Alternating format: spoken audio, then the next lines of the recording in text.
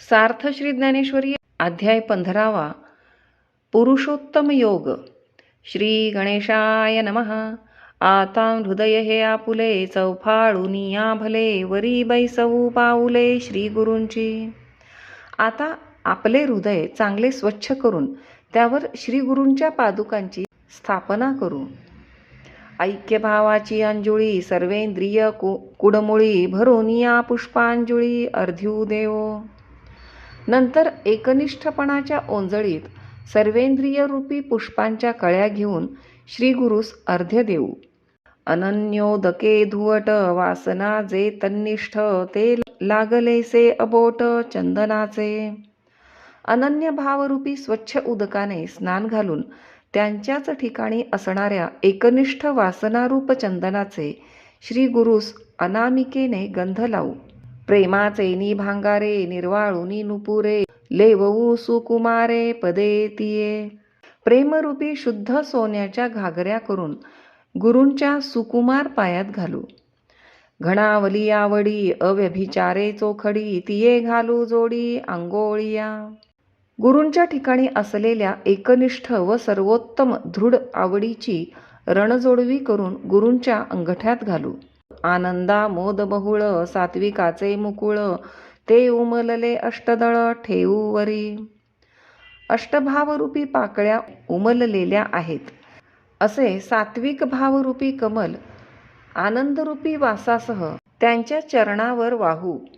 तेथे अहम हा धूप जाळू नाहम तेजे ओवाळू सामरस्ये पोटाळू निरंतर. त्या ठिकाणी अहंकाराचा धूप करून निरभिमानाचा दीप ओवाळू व निरंतर असणाऱ्या ऐक्यभावाने गुरुस आलिंगन देऊ. माझी तनु आणि प्राण या दोन्ही पाऊ वा लेऊ श्री गुरुचरण करू भोग मोक्ष निंबलोण पायातया. आपले शरीर व प्राण यांच्या पादुका करून श्री गुरूंच्या चरणात घालू व गुरूंच्या चरणावरून भोग व मोक्ष यांचे लिंबलोण करू. या श्री गुरुचरण सेवा हो पात्र तया दैवा जे सकळार्थ मेळावा पाटू बांधे. या प्रकारची श्री गुरूंच्या चरणांची सेवा जो कोणी परम भाग्यवान असेल त्यालाच ती प्राप्त होईल. ज्या सेवेचे फल मोक्षासकट सर्व अर्थांची यथेच्छ प्राप्ती करून देते. ब्रह्मीचे विसवणे वरी उन्मेख लाहे उजरी जे वाचे ते इये करी सुधा सिंधू. इतकेच नाही तर तो उपासक ब्रह्मस्वरूपी स्थित होण्यावरही त्याच्या ज्ञानाची इतकी परिपक्वता होते की त्याची वाणी अमृताचा सागरच होऊन जाते. पूर्णचंद्राची या कोडी वक्तृत्वा घापे कुरोडी तैसी आणि गोडी अक्षरांते. फार काय सांगावे, त्याच्या वक्तृत्वाला इतकी गोडी येते की आल्हाद देणारे पौर्णिमेचे कोट्यावधी चंद्र त्याच्यावरून ओवाळून टाकावे. सूर्ये अधिष्ठिली प्राची जगा राणी व दे प्रकाशाची तैसी वाचा श्रोतया ज्ञानाची दिवाळी करी. तसेच पूर्वेस सूर्य उगवल्याबरोबर ज्याप्रमाणे सर्व जगात प्रकाशाची रेलचेल होते त्याप्रमाणे त्यांच्या तोंडातून निघणाऱ्या भाषणांनी श्रोत्यांना ज्ञानाची दिवाळी होते. नाद ब्रह्म खुजे कैवल्येही तैसे न सजे ऐसा बोलू देखिजे जेणे दैवे. नादब्रह्म त्याच्या बोलण्याच्या माधुर्यापुढे फिके पडते व तसेच मोक्ष सुखही त्याच्या योग्यता पावत नाही. याप्रमाणे उत्तम असे जे भाषण तेही ज्याला भाग्यानेच प्राप्त होते. श्रवण सुखाच्या मांडवी विश्वभोगी माधवी तैसी सासिन्नली बरवी वाचावल्ली. श्रवण सुखरूपी मांडवात वसंत ऋतूत ज्याप्रमाणे चहूकडे झाडे टवटवीत दिसतात त्याप्रमाणे वाचारूप वेल चहूकडे पसरतो. ठावो न पवता जयाचा मनेसी मुरडली वाचा तो देवो होय शब्दाचा चमत्कारू. काय चमत्कार सांगावा, ज्या परमात्म्याचा ठाव न लागता वाणी मनासह माघारी फिरते असाही परमात्मा गुरुचरण उपासकाच्या मुखावाटे जी अक्षरे निघतील त्या शब्दांप्रमाणे नाचू लागतो.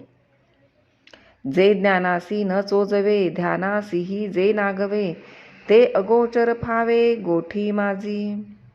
ज्ञानासही जाणण्यास कठीण व ध्यानासही सापडण्यास कठीण असा जो न कळणारा परमात्मा तो त्याच्या सहज बोलण्यात येतो. एवढे एक सौभग वळघे वाचेचे अंग, श्री गुरुपाद पद्मराग लाहे जैका. एवढे जे ऐश्वर्य त्याच्या वाणीला प्राप्त होते ते केवळ श्री गुरुपद कमलपरागाच्या प्राप्तीनेच येते. तरी बहु बोलू काही, आजी ते आणि ठाई, माते वाचुनी नाही ज्ञानदेवो म्हणे.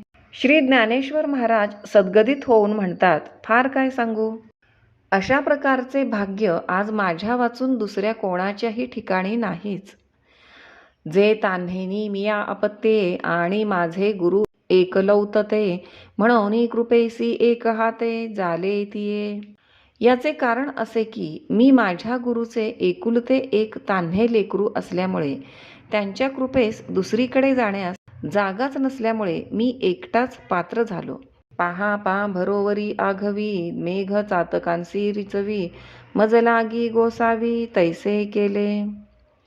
असे पहा, ढग हा एका चातक पक्षास पाणी मिळावे म्हणून आपल्याजवळ असलेल्या पाण्याचा वर्षाव करीतो. त्यात जगाचे स्वाभाविकच कल्याण होते. त्याप्रमाणे श्री गुरूंनी मजवर कृपा केली. म्हणून रिकामे तोंड करू गेले बडबड, किंग गीता ऐसे गोड आतुडले. म्हणून कृपेची खूण ही आहे की माझे रिकामे तोंड सहज बडबड करू लागले असता त्यात गीतेसारखे गोड व्याख्यान सापडले. होय अदृष्ट आपैते, तै वाळूची रत्ने परते, उजू आयुष्य तै मारिते लोभू करी. यात तरी विशेष आश्चर्य काय. अहो, प्रारब्ध अनुकूल असल्यावर वाळू हातात घेतली असता तीच रत्ने होतात आणि आयुष्याची दोरी बळकट असल्यावर मारणाराही लोभ करीतो. आधणी घातलिया हरळ, होती अमृताचे तांदूळ, जरी भुकेची राखे वेळ श्री जगन्नाथू. ज्यावेळी ईश्वराच्याच मनात अन्न देऊन जगवावयाचे असते त्यावेळी आधणात खडे वैरले असताही त्यांचे अमृततुल्य तांदूळ होतात. तया परी श्री गुरु करीते जै अंगीकारू, तै होऊनी ठाके संसारू मोक्षमय आघवा. त्याप्रमाणे ज्यांचा श्री गुरूंनी अंगीकार केला त्याचा सर्व दुःखरूप संसारच मोक्षरूप म्हणजे आनंदरूप होतो. पहा पा श्रीनारायणे, तया पांडवांचे उणे, की जे चीना पुराणे विश्ववंदे.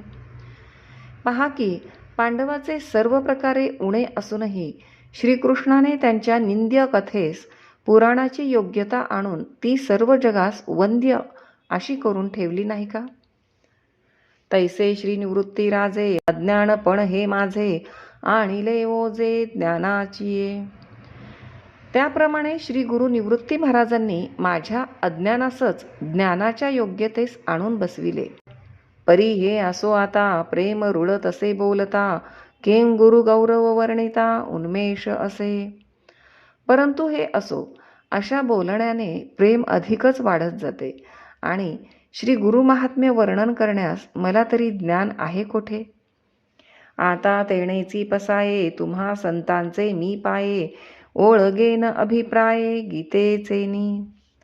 म्हणून अशा गुरूंच्याच प्रसादाने व तुम्हा संतांच्या पाद्यांच्या दर्शनाने गीतेचा अभिप्राय वर्णन करण्याकडे मी वळतो. तरी तोची प्रस्तुती 14व्या अध्यायाच्या अंती, निर्णयो कैवल्यपती ऐसा केला. 14व्या अध्यायाच्या शेवटी मोक्षदाते असे जे भगवान श्रीकृष्ण त्यांनी आता निर्णय केला की जे ज्ञान जयाच्या हाती, तोची समर्थू मुक्ती, जैसा शतमख संपत्ती स्वर्गींचीये. ज्याला ब्रह्मज्ञान प्राप्ती झाली आहे त्यालाच मोक्ष प्राप्त होतो. ज्याप्रमाणे 100 वर्ष यज्ञ करणारास स्वर्गातील संपत्ती इंद्रपद प्राप्त होते.